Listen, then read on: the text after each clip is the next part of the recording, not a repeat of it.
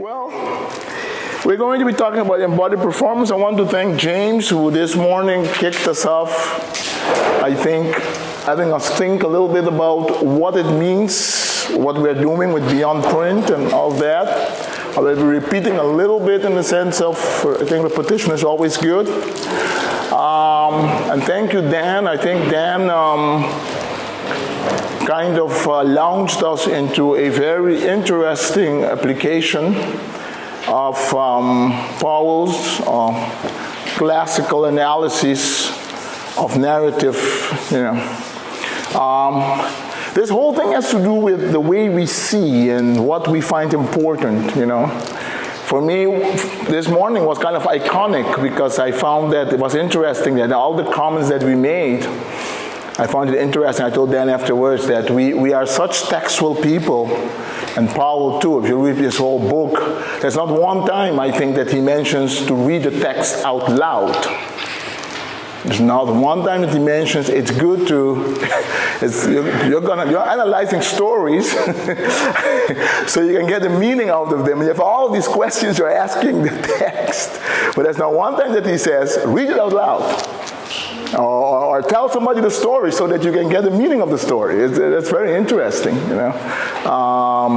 So it's a way of looking, it's a way of thinking. So first of all, I want to thank all of you for your participation on Canvas. I found it very illuminating and very stimulating, and some very interesting stuff. I learned a lot from you already. Maybe I shouldn't have even come because I learned so much already from Canvas. But I think we have a good group here. Like Dan was saying this morning, I think James was saying it too, all of us are saying the same thing. We are here to learn from each other. We are more facilitators, and in that sense, this is more like a seminar where we're trying to point the way if something can be helpful to you. The time is too short to go in any kind of detail. I mean, we can a little bit in detail, but it will never be enough because the time is just too short. So some stuff we put in the bibliography, inviting you to do further research. I always found it very helpful of these meetings in different places. Also here in Misano is the bibliography and the hints that you get about certain books that sometimes you didn't know were there, and you can continue your own research. For some reason, this program that John had me put here makes my laser beam not work. It's okay, John. Don't feel guilty. Okay. I'll have to go there. Well, this one should be working too, but I think it interferes. Something is interfering. Yeah, let me see. Oh no, it's working, John. Sorry, I blamed you and I blamed your program, but that's not. Probably the angle I was standing, isn't it? Yeah. So the thing is, we are translation people, and as translation people, I remember when I started to translate many moons ago. I remember I was very much textually oriented because it was the Bible. From a cultural perspective, I wasn't textually oriented, but very performance oriented. People who come often to Misano are tired of hearing me tell this story, but for those of you who are new, know me for the first time, I need to tell the story.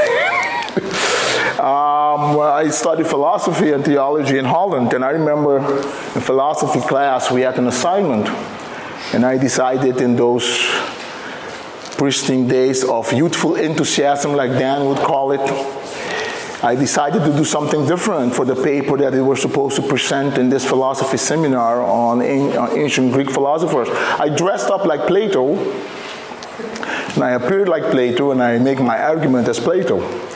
So I had my paper written out, but I presented it. So after everything was done, and so when I was leaving, the professor called me and said, Marlon, that kind of thing is nice for like a fun night, fun evening, something like that, but not for the classroom. So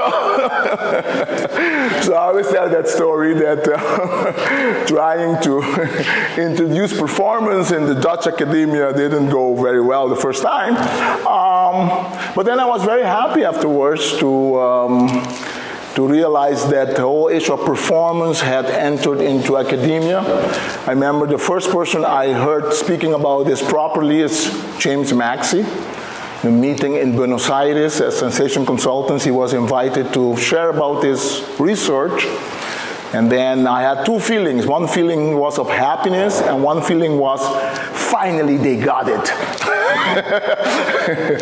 But of course, to me, it meant a little bit of acknowledgement, you know, this tall Lutheran American scholar saying that performance and morality is very important. Oh, wow, great. So that's some years gone now. And I think more and more we're all realizing that this is important. Now, the issue that we face when we talk about beyond print translation is the issue of translation itself. The problem we have when we problematize beyond print translation, and it was very nice, somebody this morning said, why beyond print? What does that, does it mean we're moving away from print? Or I always thought about it as a metaphor, because I come from an island where you look beyond the island, you know, beyond the island shore, but it doesn't mean you're getting off the island. You're just looking beyond it. Beyond it. So, but it's true. I think it was Edgar. Somebody said somebody could interpret it as we are leaving behind print and beyond translation. The way we look at translation determines the way we evaluate communication artifacts, whether it be in writing, whether it be oral, whether it be a painting, whether it be music, whatever it will be. Anything that we use, any mode that we use to communicate, the way we look at translation will influence the way we think about these other modes besides writing. So what is translation? That's always a good question to ask. And another better question to ask is actually, because sometimes you ask me, what's translation? You have all these metaphors. Because I see that Morpheus is going around, let's have a stab at it. What are the normal metaphors for translation? What's translation? Just off the cuff. Don't try to be sophisticated. Just what would people in church say? What are the things you hear? What is translation? That's a difficult question. Morpheus has his grip on you. What is translation? If somebody well, just a short sentence. What do you think? How would you say translation is? Forget you are at Misano at some seminar that that you're supposed to know what translation is. No, just say what you... Take something that's in one language and you put it... And you put it in another language. Thank you. I appreciate that. So that's the classic. Nobody wants to say it, because nobody wants to feel like I'm saying the wrong thing. The classical definition. The classical definition of translation, I mean, the word itself from Latin, to bring over. So from one place to the other, and we know there are so many problems with that metaphor, but it's a metaphor. And what other metaphors can we use for translation? What other way would you explain to somebody what translation is?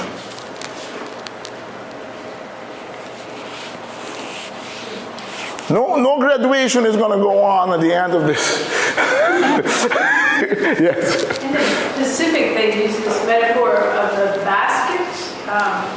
Particularly the baskets that you carry your Bible in on Sunday. So this basket for every language, or basket for meaning, in their mind, it's that each one has their own style of basket. So nice. It won't be identical, it'll be very I like that. different. I like that. Each language has its own basket. Yeah. And some people are basket cases, but that's another thing. But each language has its own basket. Nice. I like that. Yeah. Other metaphors. How would you say translation is? Translation is communication. Translation is communication. Yeah, you're communicating from one language to the other. Yeah. What else? What else? All answers are acceptable. So the way we think about translation will, of course, determine the next question: what is success in translation? When has a translation succeeded? Next question: when do you think a translation has met its goal? When? Or what do you think people think? You know, I'm a church person, I'm a pastor, so always in church you don't ask, have you done this or that? You ask, do you know somebody who has a debt that they have not paid? What would you advise that person? Or what you mean the person himself, but you don't say the person, you say in general, you know? People always lift up their hands and say, I have a cousin who has this situation. And you know it's, talk about themselves, but, you know. So let's not say what you think. Let's say what other people think. What do you think success in translation is? What have you encountered? My brother thinks that it's when he gets his paycheck. When he gets his paycheck. That could be a way when the translation is sold. Well, when it's published. Some translations don't even get published if people don't agree that it is good. Yeah, published, sold, what else? A certain amount of impact. And I give you another metaphor from Vanuatu. The one translator said, reading his whatever in the national language is like going spearfishing with a spear that has a point with no barb. And then when he hears it in his own language, it's like the tip has a barb that goes in and it's... Okay. It gets a lot of impact on the fish. You get nice example. Yeah. So impact gets published, gets sold. What else? For when it is understood and accepted by the community, by the readers. When it's accepted by the community, the whole notion of acceptability, yeah. So those are the things. So if we are talking about beyond print, so we think we know, we have an idea, we have some assumptions about what success in translation when it is in print. I mean, it's less stable than we think, but we kind of think that we know. And when we move to the other types of translation beyond print, not leaving print totally behind, but when we move to the other one, we wonder, well, we feel like we are on shifty sand. It's like marshland. So we feel like we're sinking because what then is success in translation? I mean, publication. If you're doing a performance of a text, how do you publish it? If you're doing sign language, you don't publish it in print, publish it in video. If you're doing a theater piece, what is publication? So it becomes a little bit more dicey, and you need different criteria then. And then, of course, the similar question, why do we translate? And why do we translate has everything to do with our so if I think I translate to transfer something from this shore, cross the bridge, and go to the other language, so I'm thinking that the purpose of translation is I want those people over there to receive something from over here that they don't have. And those people over there, they're very passive because I'm the one bringing it for them. So they're waiting for me to come with it, So the metaphor kind of makes the language of translation becomes then passive. It receives from the other side. So it changes it. It's another thing when you talk about baskets. Spear fishing makes a totally different, a little different thing. There's a lot of action going on both sides. So our expectations are important, and we all know that expectations differ depending on the group. We have the whole issue, what do people want to do with their Bible? What do they expect for their Bible? And I don't know how it is in your part of the world. In my part of the world, Caribbean and Latin America, I've seen a lot of people, the first day of the launching of a Bible, there are a lot of people standing in line, getting their Bible, first time in their language. It's just a very emotional moment. But then some weeks afterwards, when you visit their homes and you talk to them, you realize that the reason why they wanted to get the first translation is because it has a lot of power, spiritually speaking. So they have it somewhere in the house with a candle to it. Never read it because maybe they cannot read. so that enthusiasm, so the success of the translation, because it was sold. When we look further, deeper, we realize that no, not much impact. Somebody talked about impact. It hasn't impacted the people because they couldn't read it. And then that's why we talked about other types of translation. So it is because, and Dan said it very poignantly this morning, it's because written translation, it's very easy to find out that in a large part of the world, and in all parts of the world, there will be people groups where written translation it's not necessarily the best way to communicate, not necessarily the best way to give people a message. So then the need for non-written translation arises immediately because of the failure of that translation, the written translation. And then you get into audio. Faith comes by hearing. It's one organization that's very famous for doing it. But there are other ways of let's say, move beyond print so that you will achieve your goal.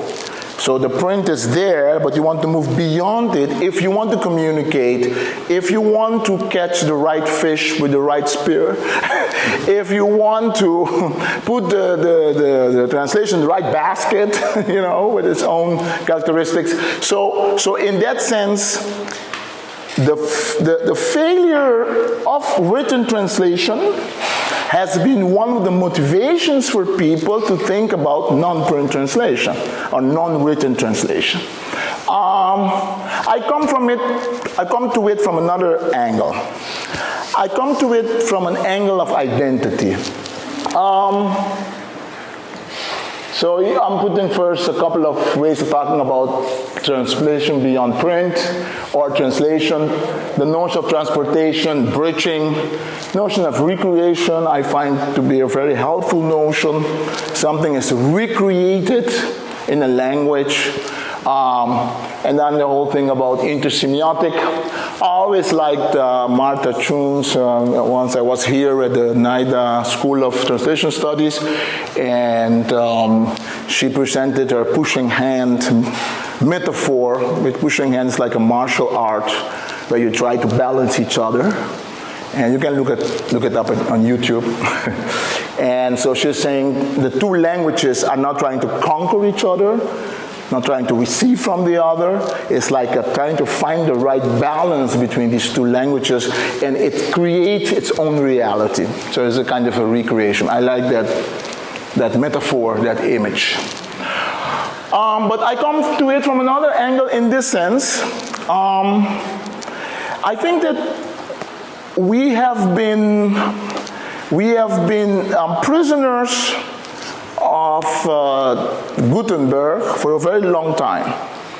All of us who have gone through formal school, and all of us academicians, it doesn't matter which part of the world we are from, once you get into formal studies, the book is important. I mean, we have a lot of metaphors. It's a man of the book, people of the book. It's a bookworm. So books have become very important, and the issue is not so much the writing itself. It's not writing against orality. It's what's the sociological function in a society of writing and orality. How do people perceive them? So the issue is not a la Ong or the older guys who were trying to find, guys and girls, were trying to find like a big divide between orality and writing. The issue, I think, is, so even if writing is present,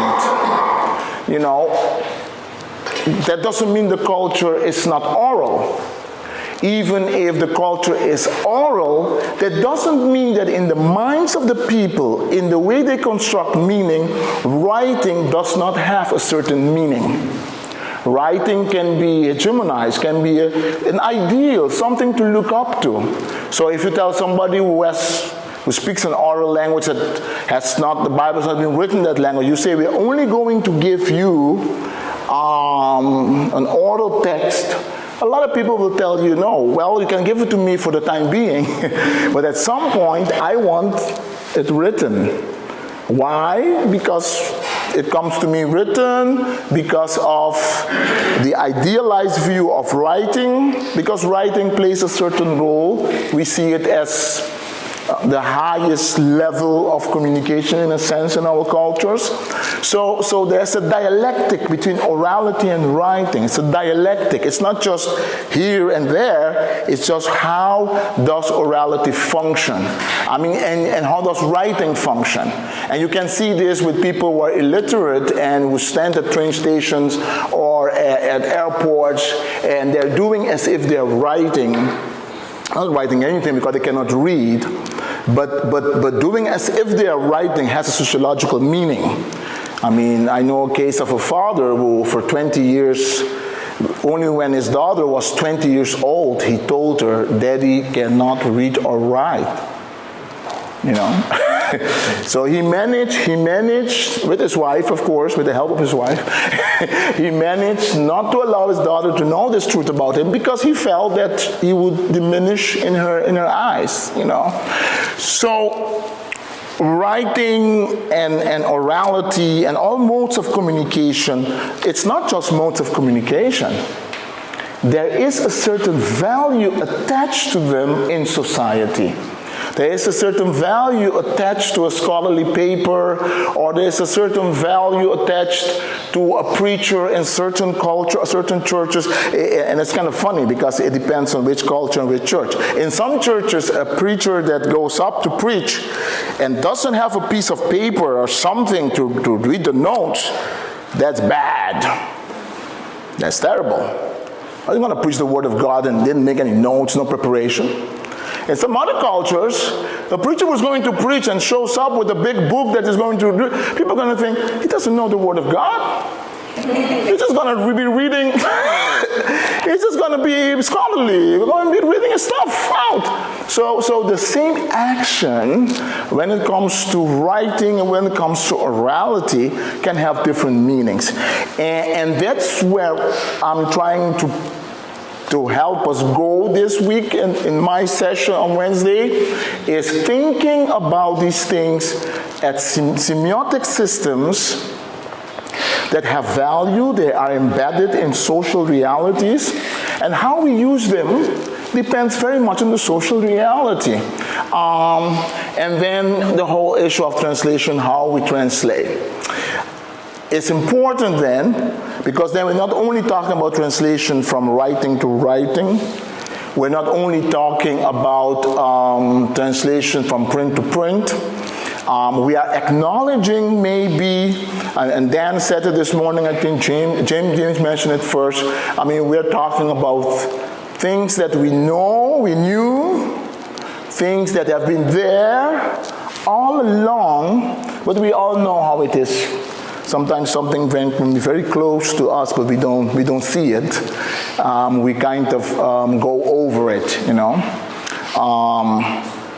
Did Chomsky know that there are dialectical differences in language, there are variations? Of course he knew that. But when people would ask Chomsky, yeah, your system is kind of perfect, but in the real world, people speak different kinds of English.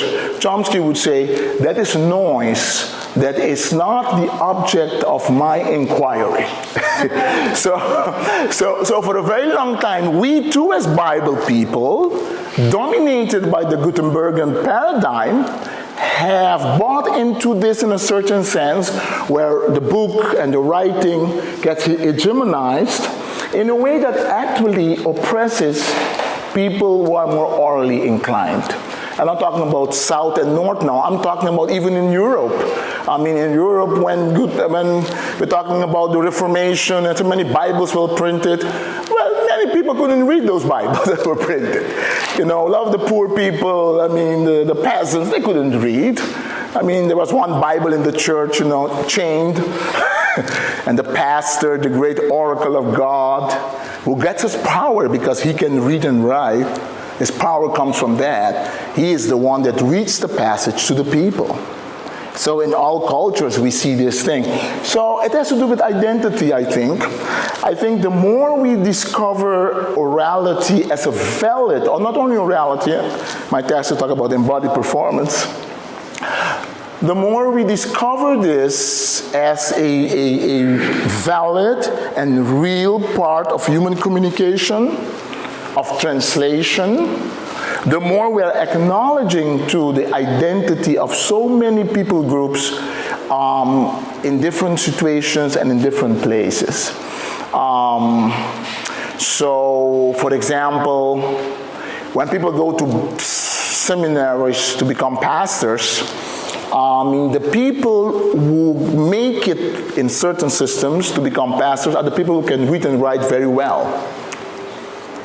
The guy or girl who struggles with reading and writing or who cannot do the intensive reading that's asked might be a very good pastor, might be a very good preacher, might be a better preacher. But the system, because we have a Germanized writing in a certain way, and I'm saying people shouldn't learn to read or write, do you understand me? I mean, that's important. But because we have a Germanized it, then people get separated. So people get excluded. And maybe with this whole move beyond print, when I hear beyond print, you know what I hear? I hear inclusion. I hear inclusion.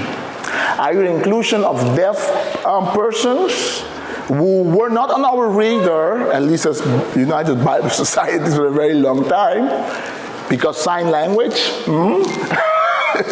I mean, I hear inclusion of people whose very, very existential identity is performance, and not reading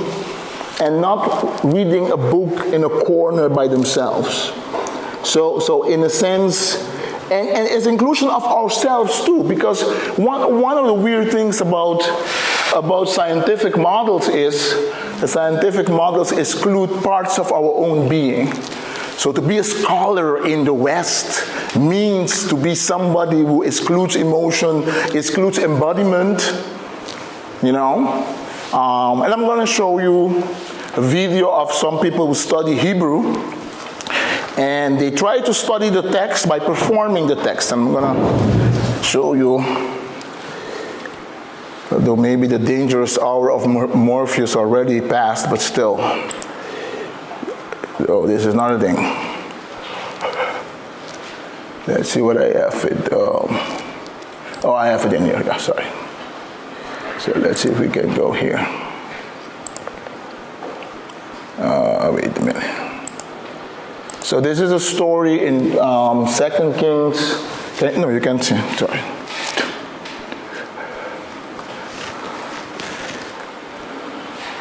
Let's see. It was working just now. So this is a story of 2 Kings 5 of Gehazi and Naaman.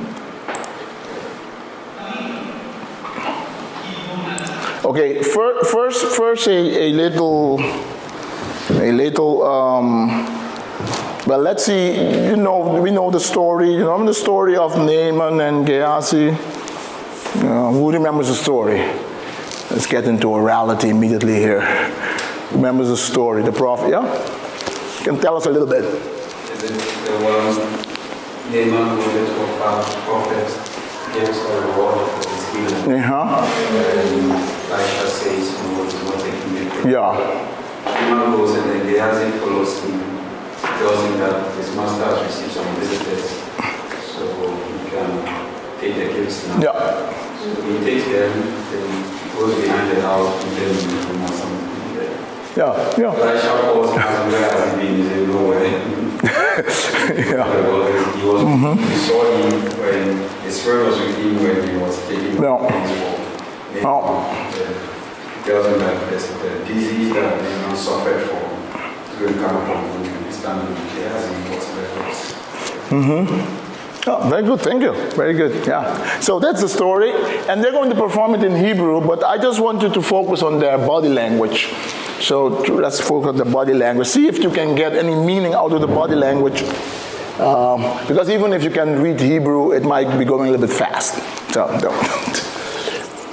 So don't feel stressed out. There's no exam about the Hebrew or anything like that. Adonai, Teshua, La'aram, V'ha'ish, Chaya Gibor, Chayir,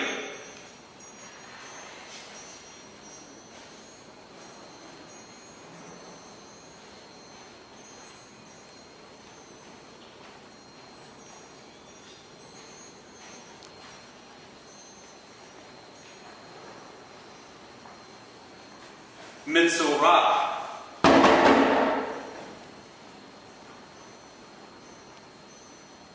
Va'aram Yatsu Gedudim, Va'yishbu Me'eretz Yisrael, Na'ara Ketanah,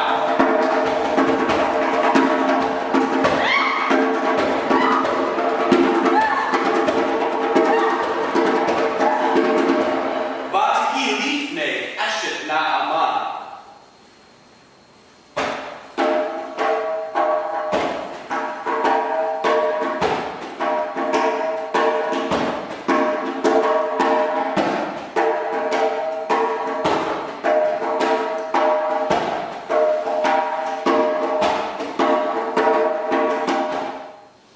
Va'tomer Al Gavirka,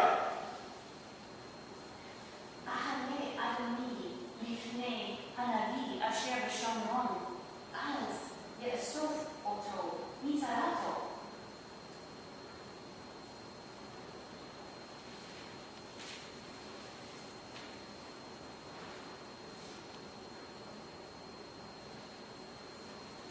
Vayavo, Vayagid, Ladonav, Lemor, Kazot v'Kazot, Ibarah, Na'ara, Asher, Me'eretz Yisrael. Vayomer Melech Aram, Lech, Bo, Ve'shalacha Sefer, Al Melech Yisrael.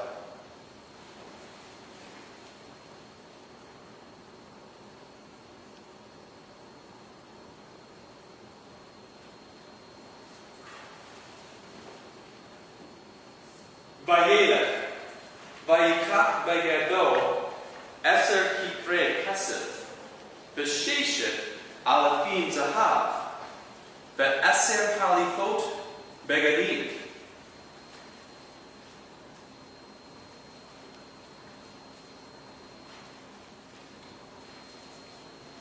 Vayaveh HaSefer El Melech Yisrael,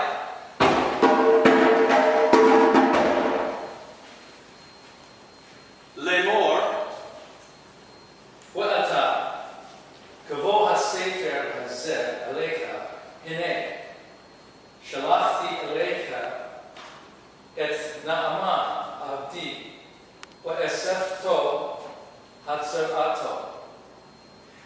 Vayahi Kikro Melech Yisrael at HaSefer, Vayikra Begadav, Vayomer Ha'elohim ani, lehamit ulha'hayot, ki ze sholeach elai le'asof ish mitzarato, ki ach de'una ur'u, ki mit'anehu li.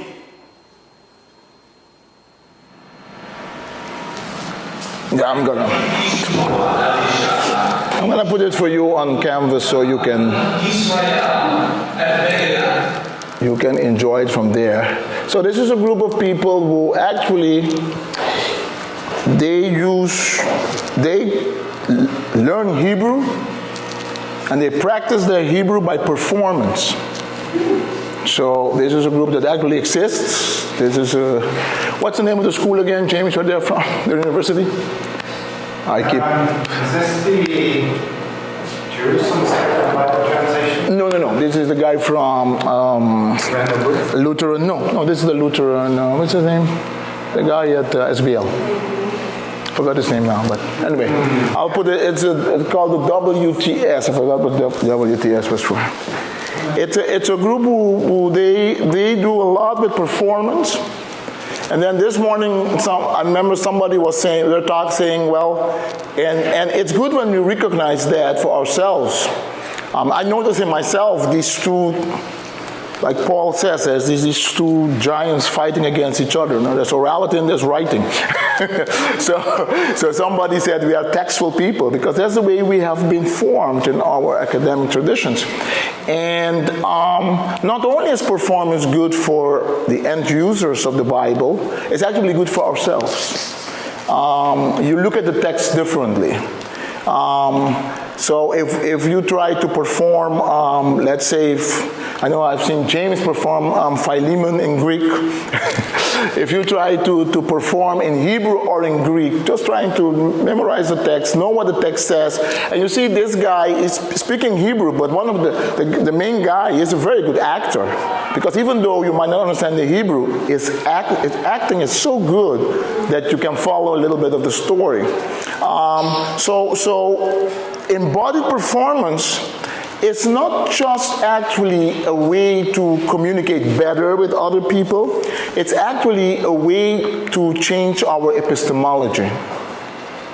The way we approach the Bible text has made us abstract in a very unnatural way, in a sense, the other senses. Because even when we are reading the text in ourselves, we are reading it, no?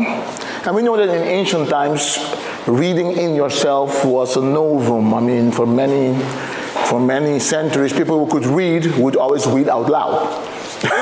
So reading in yourself, if you can read, that meant you read. So it's a different way of thinking, no? So writing helps orality. Writing is in service of orality, but at some point writing became its own thing. But even when it became its own thing, what we are saying is if we analyze correctly, we will see that it's not totally true. I mean, those who are like Edgar, experts in manuscripts and all that kind of stuff know, and we all know, that you can see in the manuscript, you can see traces of the scriptio continua, there's no division of words. So are you going to read that? So you need to perform in an act of orality in order to read it. Somebody talked this morning about punctuation. No punctuation that came afterwards. No punctuation. How are you going to? Intonation. I remember a long time ago when the whole thing with audio rendition of the New Testament started. I remember talking to somebody at a Bible society who will remain nameless to protect the innocent. We were talking, and then the person was saying, well, we're starting with our recording next week. And I said, are you having one of the translators there? Or he said, no, not necessary, because we're going to read it neutrally. We're going to read it neutrally. So I look at the person and I said, what is that? How do you do that? He said, well, they're going to read it and they're not going to interpret it. I said, but you know that in itself is an interpretation. So when Jesus tells the women of Jerusalem, don't cry for me, but cry for your children. Don't cry for me. Neutral. That's an interpretation of the text. So we know there's no such thing as neutral reading. The text needs to be performed. And for me, this is for me one of the most important insights is that, of course, we can talk about a whole wide range of performances. Okay, I'm going to leave it here because I want to show this go. A whole wide range of performances, so there's a lot of discussion. The New Testament writings, were they used in full-fledged performances on the courtyard or on the in the city square. There's discussion about that. But there is performance and there is performance, of course. My thinking is that's why Paul says, the letter kills, but the Spirit gives it life. The minute you have a text before you, that text only become because a human being, somebody is performing it. And it might be you only in your room, it might be only in your mind, but you are doing some type of performance. You're making some type of choices. And that's why when we read it out loud, we see certain things that we don't see when we read it in ourselves. But even when we read it in ourselves, if we read it in ourselves and we put our hands here with our vocal cords, they are vibrating because it's embodied. It's not, we are just one human being. So these things are embodied, So our mind tries to read it out loud because it's embodied. So when we look at the letters, there's sounds that we have attached to them, So in that sense, I always wonder a little bit. With time, I've started to wonder about this thing about the text, unperformed, isolated. Like for example, Derrida is this whole thing about writing, which you find so important, and very great philosopher, very great thinker. But there, to me, he just misses the whole thing. Because what he's talking about, of course, is writing as a sociological artifact. Writing has become, so that's what he's talking about. But he tries to make more out of it, where I think that even print of our writing is, we're always using more senses. That's why when they were doing the book print, they were doing illustrations. That's why we have the pages. That's why many of us, when we buy a book, we smell it first before we read it. That's why we like the touch of a book. And our kids, somebody said, we are all, well, some of you are much younger, so maybe some of you this might not be true for you, but they say that our generation, we are all immigrants in the land of the digital world. Only the younger people, they are born in the digital world. So for them, it's a totally different thing. So I always most of us, we need to print out a text to correct it. Some of the kids, they just do it on the... Going back to that video. I couldn't hear all of it. It seemed like they were reciting the Hebrew text. But there's another level of performance where you take out Rayona and all these things and you act it out. You don't recite. So when I compose a rap on the prophets, I don't follow the text exactly. So it seems like there's a different level of performance as well. No, excellent comment. Wednesday we're going to reach there. So it is true that we can use the medium in the wrong way. One of the things I will say at the end on Wednesday is a good translation will respect the medium that it's using. So what they're doing actually is they are sticking to something that's not necessary for orality or for embodiment. So in embodiment, we don't have to say, I put this bottle here. I don't have to say here, because you're watching me. See? So that's why in sign language, and Elsa will talk about that, and Deborah, that's why in sign language, a lot of the deictic markers are not necessary. That's why in many languages also they're not necessary. Some languages manage a different way. But I'm just saying, the minute we move to another semiosphere, another sign system, there are other questions that we ask, and there are certain things that we don't really need anymore. And that's a good point. We're gonna. That one of the issues that I have had with now a lot of our, and I'm saying it with a lot of love and kindness, and not in a mean way or anything like that. A lot of our recordings of the New Testament are not oral embodied projects. They are projects where we want to follow the written text and we want people to know what the written text says. They don't exploit the genius of orality. For example, Esteban got me off track, but anyway, let me continue with it. One of my criticism is that in a lot of Creole languages and much more in a lot of African languages, there are all these little words that we use to express sound. So Peter was walking and he fell, bam!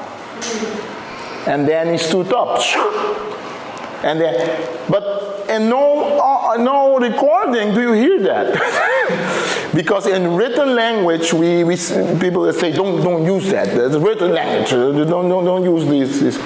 But it's very much part of the language.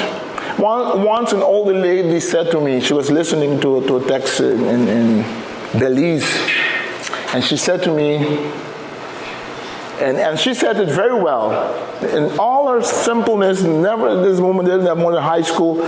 She says to me, this tape recording is good to know what's written, but it's not the way we talk. I found that to be a brilliant observation. See, she noticed that, okay, if you want to follow the written text, it's very nice, but no Belizean Creole speaker would tell a story the way that this narrator is telling it. There's a level of unfaithfulness. So talking about faithfulness, there's an unfaithfulness that can take place towards the medium that we are using. It's like when you see people on TV, when TV first came out, and you first see some people doing it. So first there was radio, the voice is important, you don't see the person. And then TV came, so you see the person. So now you have people standing like this, in front of the camera, and they're reading their text. No movement, nothing. It's like they are on the radio. So actually they're underutilizing the medium. And I think that is what some of the issues that were brought up on Canvas as to checking and faithfulness. I think it has to do with, we want to transport for whatever it's worth, and we know it's not an ironclad thing, but for whatever it's worth, we have developed a canon of checking tools for written text, which gives us more or less a certain sense that we're doing a good job. And we know the community has accepted all of that. And now we are taking those tools, to audio, we're taking those tools to film. No, we cannot take those. We can take them, but we need more tools, because we're talking about a different medium. I mean, intonation. I mean, when you're translating in many languages, you can leave it. But people say leave it ambiguous, so the churches can figure it out. What is the truth? What is the truth? What is it? The truth. What did Pilate say? Was he being sarcastic? Was he being truthful? Was he doubting a little bit himself? We don't really know exactly, do we? I mean, we can try to conjure this from the context, but when we are writing, we can leave it like that. We can leave it like that. In many languages, we can leave it. But once we speak it out, there ain't no leaving it like that. Something is going to happen. We need to interpret it. In our intonation, we'll interpret it. And I know that this group, I don't need to say this, but it's always good to tell people, trying not to put an intonation on it is putting an intonation on it. Yeah? So there's no such thing as not putting an intonation. Sometimes people say, no, I'm going to read it flat. Well, flatness means something in your culture. No, every culture, different. We're going to see that on Wednesday. Different tones have different meanings. Okay, I'm going to have us watch this one. And this one, I would like you to write down some comments that you have What do you think about her performance? And we're not trying to be mean to the young lady. We're just trying to learn something about performance. She's doing Ezekiel, the Bible story of the dry bones. And let's see what you think about.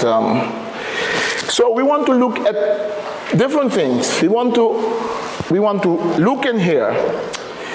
We're hearing her voice. Okay, so that's one thing. We want to watch her facial features, because the face is its own semiotic system, isn't it? So face says something. Face underlines the words or marks them, no? The same word can change meaning depending on my facial expression. You said, did you like the meal? And I say, it was very nice. Was it very nice? My face is saying something. So let's look at her face. Let's look at her movement, kinetics. How does she move? How does she use the space? In writing, we don't have to bother much with that, only mentally. But here we need to think, what is she doing? She uses her hands, her face, her hands, her movement in space, and her tone. Okay, that's right. Maybe. So I'm gonna play it 2 times. So the first time is now. Remember this portion of the story of God, as it is written in the book that we love, from Ezekiel 37. The hand of the Lord was upon me, and he brought me out by the Spirit of the Lord and set me in the middle of a valley. It was full of bones. He led me back and forth among them, and I saw a great many bones on the floor of the valley, bones that were very dry.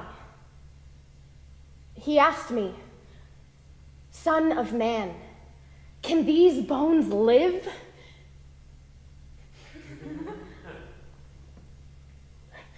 I said, "Oh, sovereign Lord, you alone know." Then he said to me, "Prophesy to these bones and say to them, dry bones, hear the word of the Lord. This is what the sovereign Lord says to these bones. I will make breath enter you, and you will come to life. I will attach tendons to you, and flesh will come upon you and cover you with skin.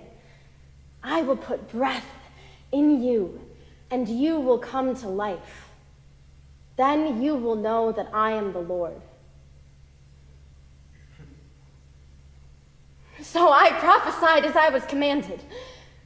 And as I was prophesying, there was a noise, a rattling sound. I looked, and tendons and flesh appeared on them, and skin covered them. But there was no breath in them. Then he said to me, "Prophesy to the breath.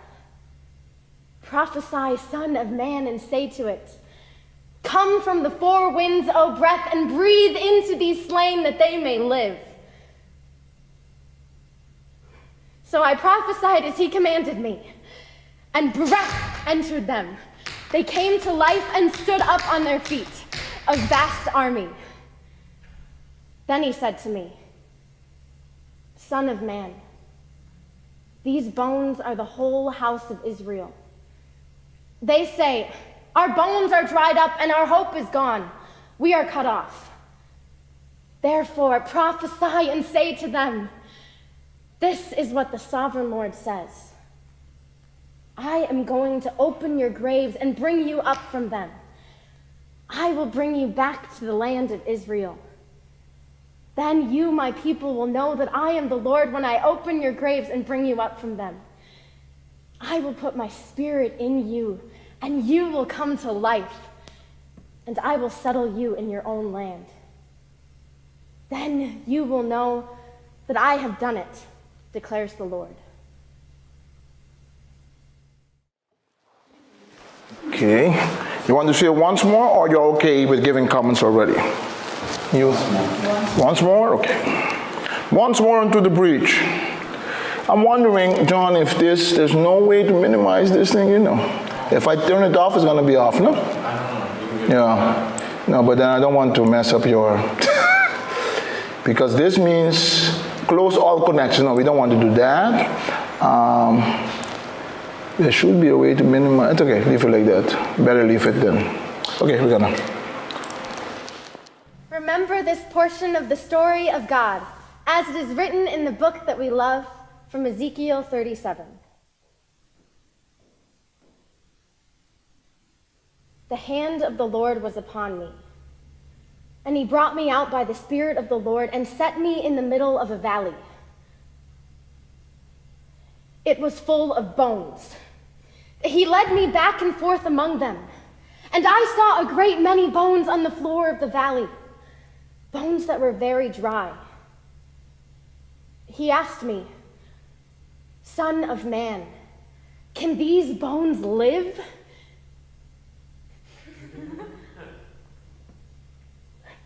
I said, "Oh, sovereign Lord, you alone know." Then he said to me, "Prophesy to these bones and say to them, dry bones, hear the word of the Lord. This is what the sovereign Lord says to these bones. I will make breath enter you, and you will come to life. I will attach tendons to you, and flesh will come upon you and cover you with skin. I will put breath in you, and you will come to life. Then you will know that I am the Lord." So I prophesied as I was commanded. And as I was prophesying, there was a noise, a rattling sound. I looked, and tendons and flesh appeared on them, and skin covered them. But there was no breath in them. Then he said to me, "Prophesy to the breath. Prophesy, Son of Man, and say to it, come from the four winds, O breath, and breathe into these slain that they may live." So I prophesied as he commanded me, and breath entered them. They came to life and stood up on their feet, a vast army. Then he said to me, "Son of man, these bones are the whole house of Israel. They say, our bones are dried up and our hope is gone. We are cut off. Therefore, prophesy and say to them, this is what the sovereign Lord says. I am going to open your graves and bring you up from them. I will bring you back to the land of Israel. Then you, my people, will know that I am the Lord when I open your graves and bring you up from them. I will put my spirit in you, and you will come to life, and I will settle you in your own land. Then you will know that I have done it, declares the Lord."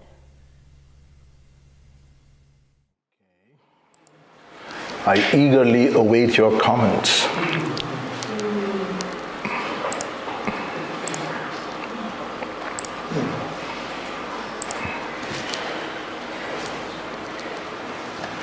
What did you think about her performance?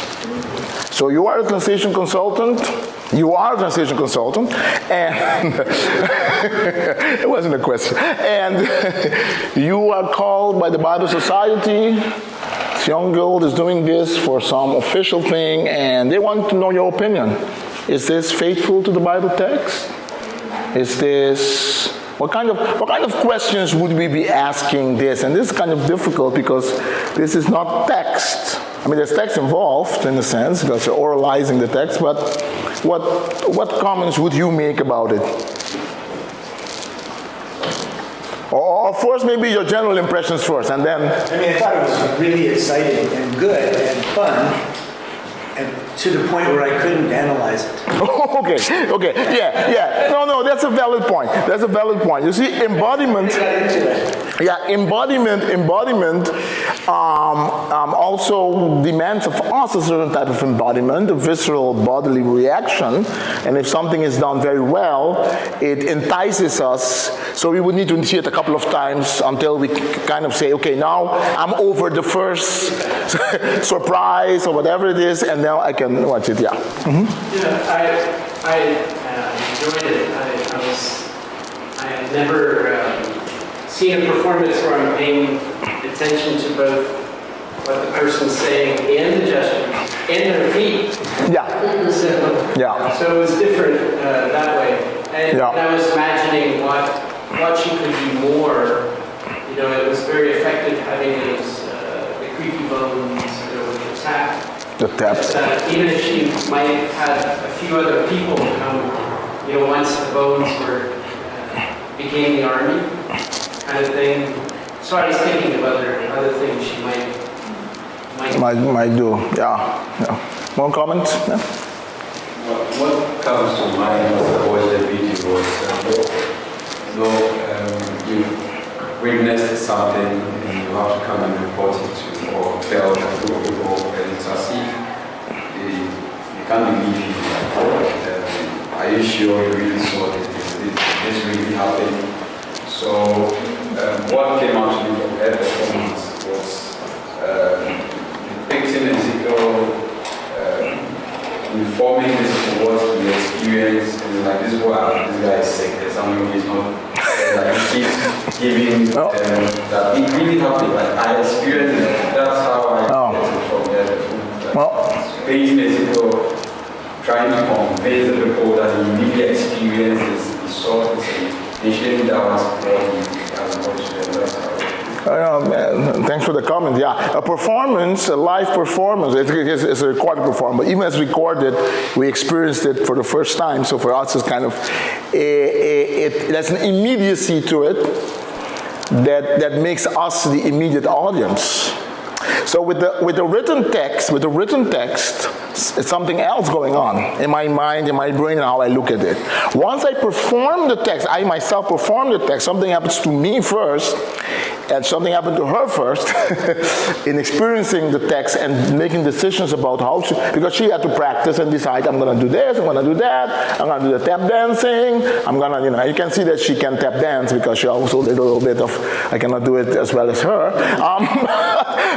So you can see that she didn't put on the shoes just for that only, but she's using what she can do, But there's something about embodied performance that at the same time, I think that's also part of what I recognize as a valid critique on canvas from the group, is that of course when you move to embodied performance or any kind of non-written, any other medium or any other semiotic system, there are always dangers. But I always say there's danger to writing too. But we are so used to writing that we don't perceive it as a danger. Writing is very dangerous because people can interpret it the way they want. People can have zero meaning and do as if they have meaning. So every system has its liabilities and its strengths. I'm sorry, I saw a hand. You first, at time then. So it was a very nice performance. If that would happen in my context, probably the audience will surround the performer rather than stay aloof. Yeah. I think it's a cultural thing. What struck me is that the text she performed is a nice one, but when she came to the part where she said, and the Lord God said to me, Son of man, I couldn't help myself to notice that she is a she.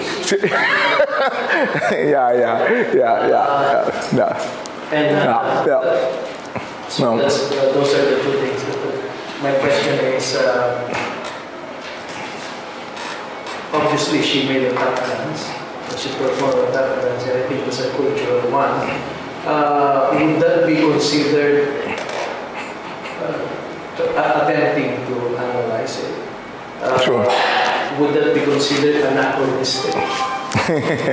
Yeah, that's a good question. But we can write it down and come back to it on Wednesday. Yeah, sure. Thanks for the comments. Yeah, write your comments down on Canvas, please. Yeah, I think I have two comments. The first one is the lacking use of custom forces us to pay attention to the voice and the acting. So. Not using custom in this case is the delivery. Works for you. The second is I remember in books and translation is every translation is an interpretation. Now maybe we have the other ways. Every interpretation is a translation. Because she come up with her own interpretation of the text, and based on that interpretation, she produces a translation. So maybe now we have both ways. Can you write that down on Canvas, please? Yeah, excellent comment. Every interpretation is a translation of this interpretation, and this whole thing with performance, the whole discussion is translation performance by itself already? And is performance of all the time translations. Very excellent. Very good comments. Don't forget to write them down because I'm going to come back to the comments. Yeah. Who else wants to say something? Yeah. If nobody else, then I'll come back to them now. But yeah. Yeah. Because I could use, on Wednesday I'm going to show you other examples. I'm going to show you an example that I stole from James, from the Vute people in Cameroon. And I show you another example from Africa.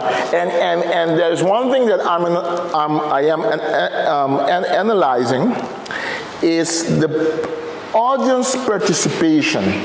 I'm going to go on a limb here and say something that I've noticed. I'm going to go on a limb here.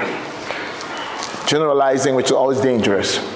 I noticed that in the United States, in Holland, in Scandinavia, the things I've seen from different groups, not all United States of course, but certain groups, I've noticed that the audience sees itself as an audience. The audience is watching the performance and is having a reaction to it. But the reaction, it seems like there is an unwritten code that says your reaction has to be mental and internal. Don't disturb the performer. No? So don't embody your reaction. So you're watching an embodied performance, but you should not embody it. In the Caribbean, in Africa, I'm generalizing now, Philippines, apparently the code is, if this is good, if this is really touching a chord with you, you need to embody your reaction. You know what I'm saying? That's a very interesting thing. Because maybe to somebody coming from a different, maybe somebody from the cultures where the audience reaction is embodied, let me put it another way, where the audience participates in the performance, becomes part of the performance, when they look at this, and from that culture, they might say, this wasn't a good performance. So I'm talking about successive translation now. From those cultures' perspective, it's not a good, why? Because nobody joined, nobody got excited. But they got excited in their own way, I would say. I mean, the audience, it's okay. It's a good performance. But in this culture, everything is okay for that culture. So the problem is when we start, so I'm trying to find criteria. So I'm saying that also criteria for audience involvement in performance, and I think even how we see it as sacred text. For example, because I negotiate different identities, I noticed, for example, in Holland, I live a long time in Holland, and I noticed in Holland, when you preach in Holland in a church, the less embodied the reaction is of the audience, the more it means that they are enjoying it and that it is good. Embodied reaction often is negative. Somebody will stand up and walk. Not that that happened to me, but I'm just saying. So somebody will stand up and walk away, or the face will show they don't agree. But the face, when it's neutral, when it doesn't say anything, means it's okay. Are you making sense? So I noticed that. While in the Caribbean, the face, if it's neutral, let's say if it doesn't say anything, so neutral does mean something, it means they don't like it. If they're not engaging with it, so they need to embody. So I'm saying that in embodied performance translation, we need to know what the cultural code is, just as we need to know it with written translation. Just like we need to know what are the audience expectations. And the thing is that to the one group, for example, to one group, nothing happened here. To the other group, a lot happened. You know what I'm saying? To the one group, you can do this for scripture.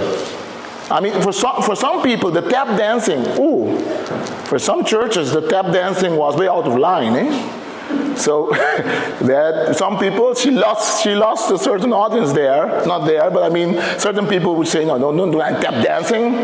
Tap dancing is from the devil, you know what I'm saying? So don't do that kind of stuff with the scripture. Other people say, no, that's nice what she did. She's, you know. So expectancies, what do we think is scripture? What do we think, I think Janet was telling me something, you said it in a very nice way. Can you repeat to me what you said to me about when you work with groups, you allow them to kind of determine the way they want the orality. I'm saying it in my own words now, but maybe. Work through what's permissible and what's not permissible. Yeah. So they design their criteria within the expectation of how they'll use the performance.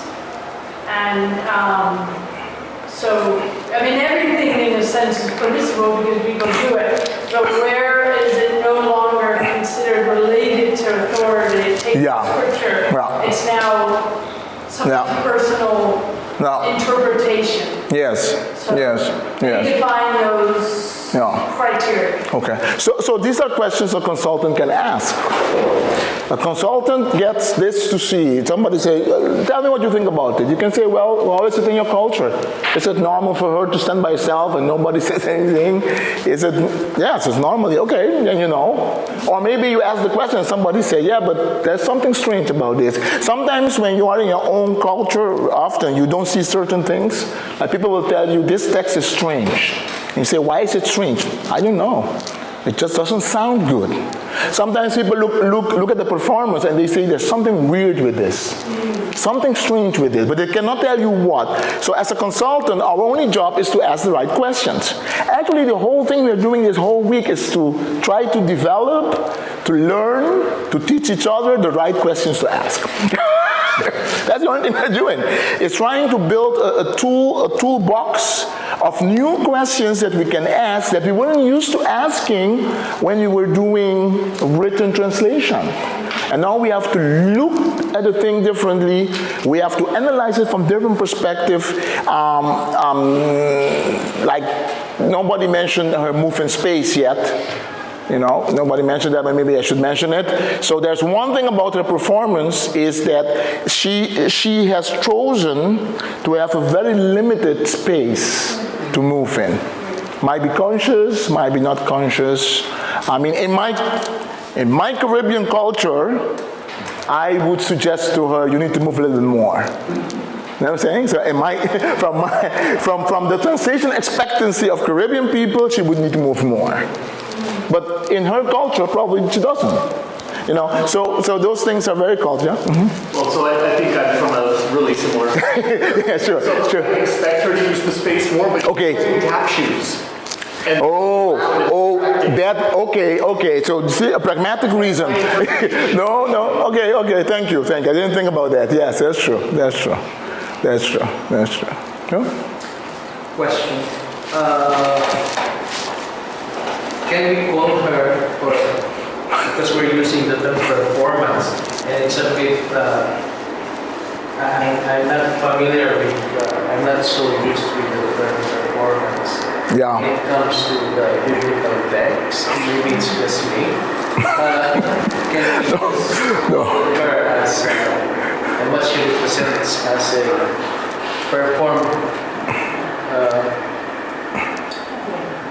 text, perform text, or a translator, something like that? Yeah, no. Or have we? No. It's more of a semantic. It's more than semantic in the sense that it has to do with acceptability of translation, and it has to do with your view of translation. You know what I'm saying? So I like the question. One thing you notice from her is that she memorized a Bible text. She's not doing anything with the text. She's doing something with it, sorry. She has intonation, she's acting very, very, very well, very good actors. She acts very well. But the text itself, like Esteban pointed out to the Hebrew one, where they're using Wayomer all the time, Wayikra, that's not necessary for embodied performance. And there's something about her performance that when you look at it from the performance standpoint, and from translation, I think, I would say, just suggest, that because she is slavishly holding on to the text because of her environment, because probably the church there, she wants to use the text, you know, she's doing a lot of revolutionary things like tap dancing. So because of her situation there, she keeps to a text. It's a kind of translation to me. To me, it would have been another kind, and maybe more faithful to the medium if she would adapt the text to her performance. So some words that she says, you can even sense that it's not her words. You know what I'm saying? It's like she hasn't made them her own because it's just a different type of English. She doesn't speak that way. No. So in some of those, I would have said adapt the text a little bit so it sounds more natural. Yeah, that's a good, yeah. So I'm not maybe answering so I'm using the term performer, and performance, and performance criticism for everything that has to do, in this case I'm talking about embodied performance. It can be musical, it can be with the body, sign language. It's taking a written text from its written medium and moving it to embodiment in that sense, whether it be embodied orally, whether it be embodied with my hands, whether it be embodied with my facial features, and in this case it's text plus all of these other things. Yeah? So it becomes its own reality. It's not only text, it's the text performed. So that's the debate I think we can have at the end of the week. The debate we can have is, do we call this translation? Some people say no. Do we call it performed translation? Do we call it translated performance? I mean, what do we want to say about it? And what's acceptable for the churches and for the Bible societies? I think Esteban wanted to say. You know that I like this. No, I know. This is your... But there's something here between, and this is interpretation, between the sense that I get of Ezekiel's personality in the rest of the book, and what comes across in this performance. You know, the prophet Ezekiel is not a happy person. No, very good. No.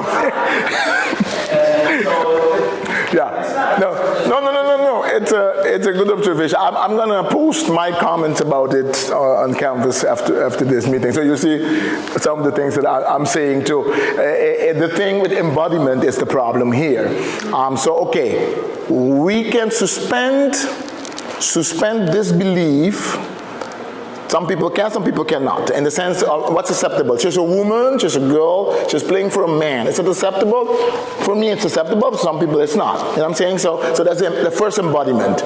I mean, William Shakespeare's time, the women were all men playing for women. You know what I'm saying? So in William Shakespeare's time, Juliet was not a woman, she was a man, dressed as a woman, you know. So what is the culture, what is acceptable? Okay, that's another thing. But the other problem with embodiment, what Esteban I think brings up very well, is when you look at the whole analysis of Ezekiel, I mean, he was kind of a schizophrenic, bipolar, depressive guy, you know.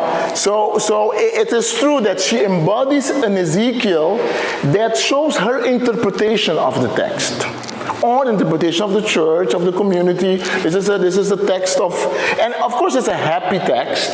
when you read Ezekiel, you almost feel that the happiness comes from God.